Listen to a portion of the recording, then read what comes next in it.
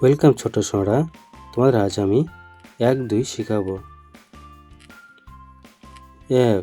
একে একটি সূর্য। 2 তোমার 2টি চোখ।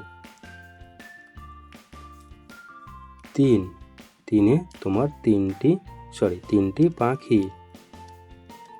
4 4টি ফুল। 5 তোমার এক হাতের 5টি আঙ্গুল। 6 6টি ঋতু। 6টি বল।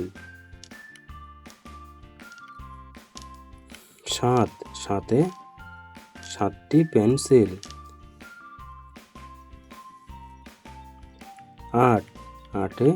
8টি বই।